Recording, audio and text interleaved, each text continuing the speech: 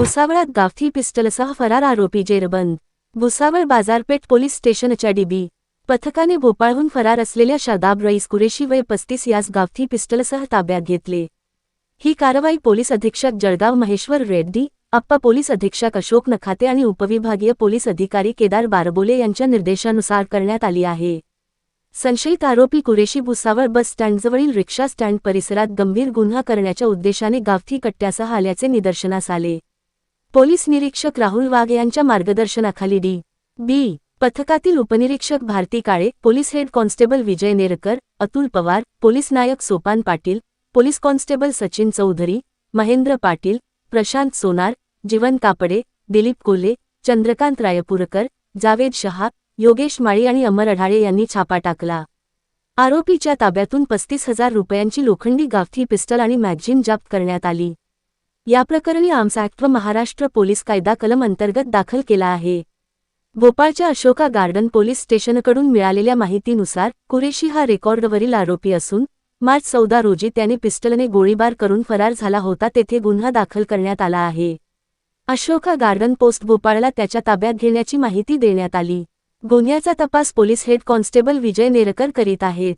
ही कारवाई अवैध शस्त्रांवर लक्ष ठेवून गुन्हेगारी रोखण्याच्या मोहिमेचा भाग आहे। आवाज जनतेचा न्यूज करिता कलीम पायलट भुसावळ। आज रोजी भुसावळ बाजारपेठ पोलीस स्टेशनच्या हद्दीमध्ये पोलीस स्टेशनचे प्रभारी अधिकारी व कर्मचारी यांना गोपनीय बातमी मिळाली होती आणि आपल्या जिल्ह्याचे पोलीस अधीक्षक सर, अप्पर पोलीस अधीक्षक सर यांच्या सूचनांप्रमाणे भुसावळ शहरामध्ये अवैध हत्यारे, अवैध शस्त्रे बाळगणाऱ्या इसमांची चेकिंग सुरू होती आणि त्या दरम्यान गोपनीय बातमी मिळाल्यामुळे भुसावळ बाजारपेठ पोलीस स्टेशनचे प्रभारी अधिकारी यांनी त्यांची टीम पाठवली होती। त्या टीममध्ये PSI भारती काळे आणि इतर DB पथकातील कर्मचारी होते। तर त्या टीमला भुसावळ बस स्टँडच्या एरियामध्ये रिक्षा स्टॉपजवळ एक इसम हा गावठी पिस्टल घेऊन मिळून आला।